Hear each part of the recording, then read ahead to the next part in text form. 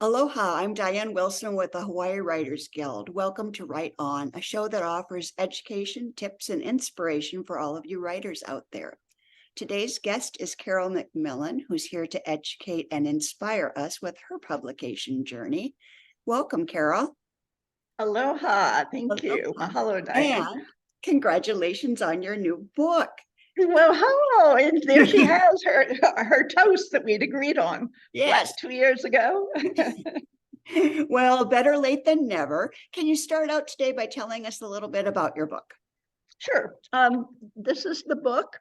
It's called Scriptless, and it's memoir, basically, of from the San Francisco Bay Area from 1966 to 1972, which were kind of the big years for all of the flower children and all of the things that happened during that time. And I felt, well, it's sort of a story of a little girl that came from a liberal suburban white family who, during the process, I kind of awakened to a much larger reality.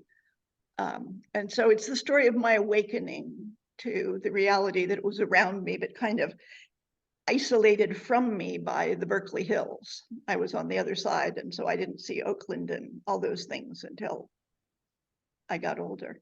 In the middle of the book, one gets to go on an entomology expedition with me across Africa for 4 months. And that's sort of most people's favorite part of the book. Who doesn't want to go on a camping trip for 4 months across Africa in the middle of nowhere?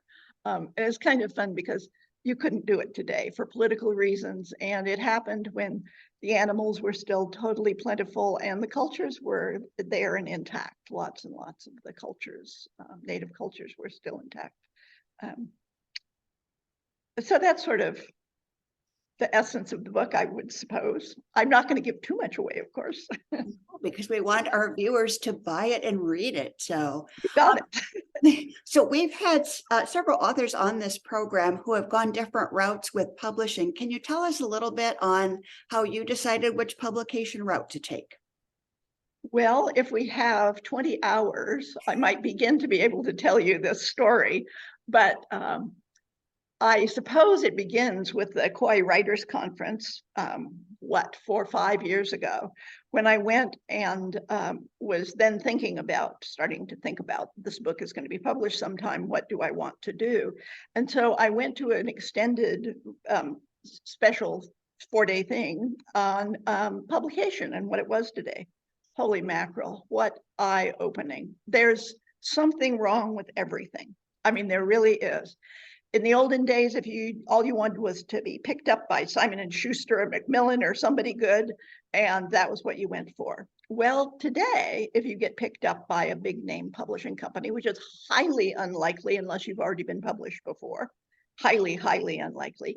But if you do, if you're not Michelle Obama, you have signed over your rights to that book, and they can sit on it. They can sit on it for 5 years. Or however long your contract is. Eventually you get your rights back, but I've had author friends who have had to fight to get their rights back. It hasn't been easy. And, they decide who they want to promote and who is just sort of slush on their table. So that was a little disheartening to a new author. So then the trouble is you can self-publish on Amazon. It's quite easy, and other places you can self-publish. But then you're in a slush pile you're in a pool with some pretty bad swimmers. I mean, I'll be frank. There's some excellent people that self-publish, but there's also a whole lot of people that you look at. I mean, you can publish anything. You can publish absolute junk and just pay your money and there you go. So there's nothing differentiating you if you self-publish like on Amazon. I have friends who are great promoters of their books. They've used Amazon incredibly to, they sell like mad, but you have to know how you're doing it and what you're doing, and you have to be willing to put in the energy. So that leaves the hybrid, and there are lots of hybrid publishers, which is who I went with. I went with Sidekick Press, and they're a new publishing company out of Bellingham, Washington. And you keep your rights, you pay them, they really help you get the book finished, and the cover design, all those things that most people don't want to mess with.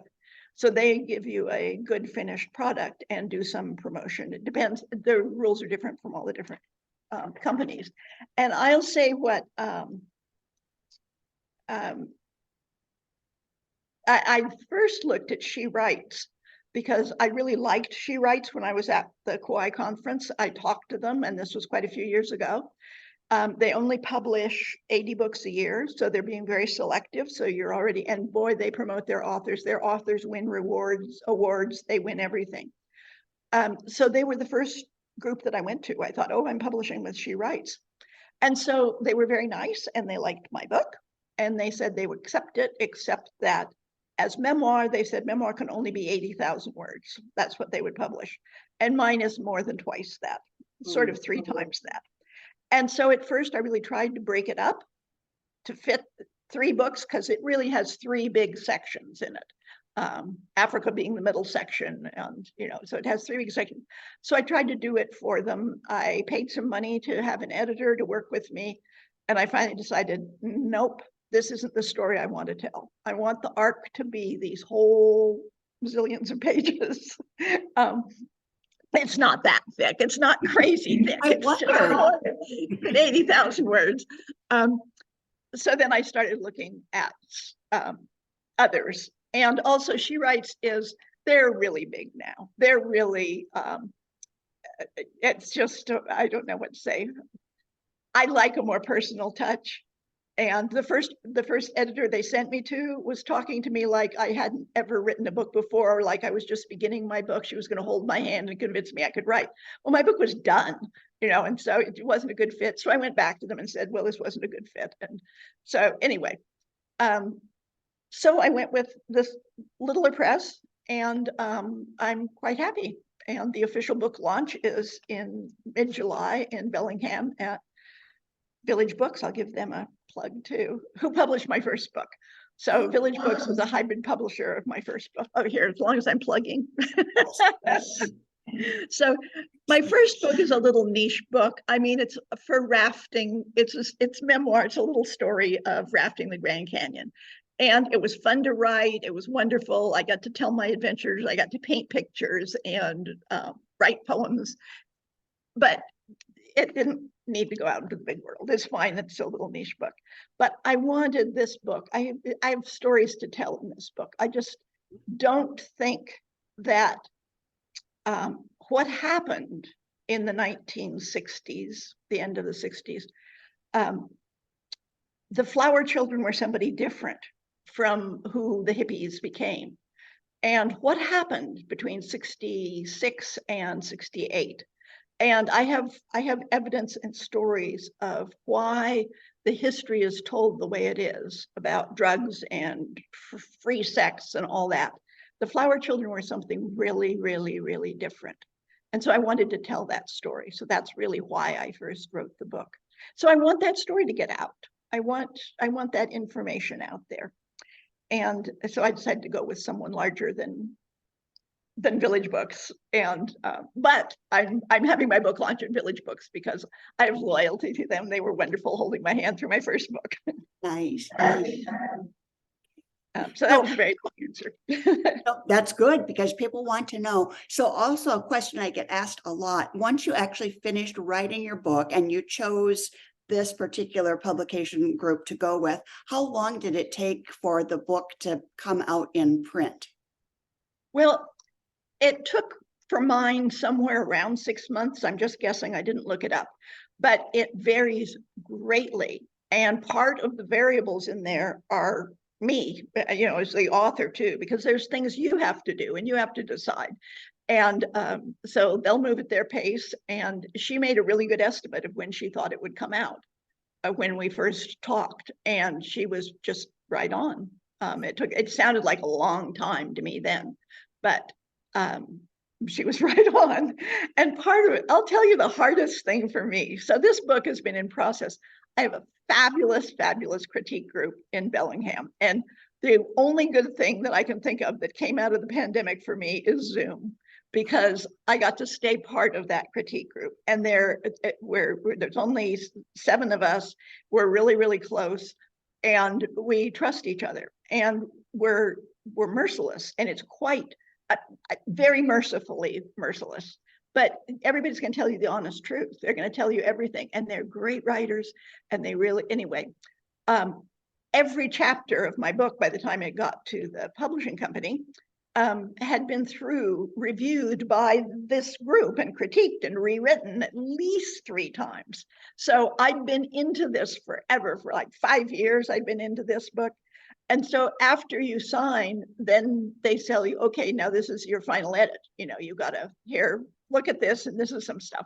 And then they say, okay, but it's gone off to our editor, and now it's back to you, and this is what our editor said. So now you have to look at what our editor said and see if you agree with those things. And then after you've finally done that again, and I literally said, I can't read this book again. I cannot read it again. I can't do it. But then they come out with this is called the ARC copy.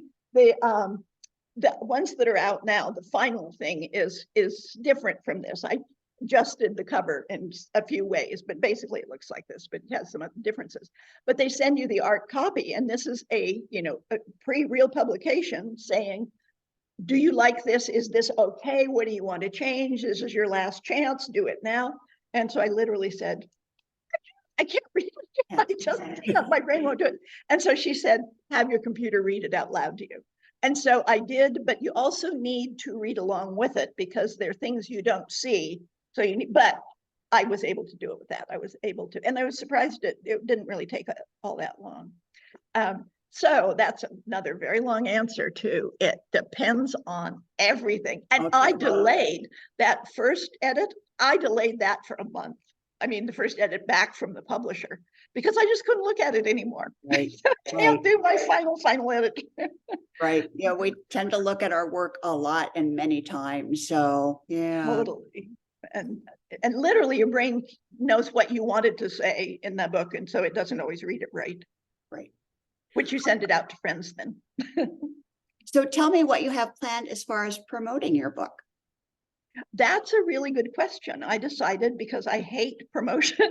I love this. I love talking about it, and I love one-to-one, but there's a lot of things about promoting, like gathering people's emails. That's a big deal. You're supposed to gather everybody's emails, so then you promote to them. And it was like, I don't know, that is not me. But so I hired a publicist, which my publisher recommended, and she works with them. And it's just the beginning. But the thing that I wanted is, like, I'll be reading at Village Books, I'll be reading here in Hawaii, and I'll be reading different places. And so the word will get out locally to Village Books is in Bellingham. And so that will get out to Bellingham, and it will get out to my island.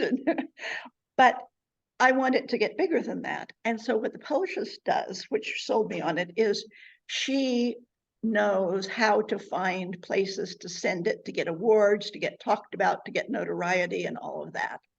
And that's a good thing. That's what I'm buying. Great. Excellent. Excellent. Well, I knew we would. We're running out of time, but I do want to ask you one final question, because we have so many wannabe writers out there. Do you have some final advice that you'd like to give to folks who are preparing to publish their books? Yes, I do. And it's fun. Friends that I watch grow up, her daughter, Wendy Fox, has been a successful writer her whole adult life. And so I asked Wendy about what her advice was. And she said, I looked for a small publisher that only accepts a few books a year, because then they'll work for you. And so she's been very happy with her publisher. And I thought that was really good advice. And so I'm hoping that my publisher's going to work the same way, because it's a small company. But the main thing is just write, grit your teeth. Don't listen to the negative thoughts in your head, and just put it out there. Swallow hard. You're never gonna think you're done, which you aren't. You can keep editing the rest of your life, but somewhere stop. Right. And send it off. Okay, I like that. Carol, thanks so much for being with us today. And again, congratulations on your book. I can't wait to get my own copy of it in my hands, as many of our viewers today will like to do as well. So Well, thank you for having me, Diane. I really appreciate it. You're my very first interview about this book, so you're my excellent, excellent. May I be the first of many. So, and for thank you. viewers out there, if you're interested in getting more information about Carol or about the Hawaii Writers Guild, please go to our website, www.hawaiiwritersguild.com, and write on.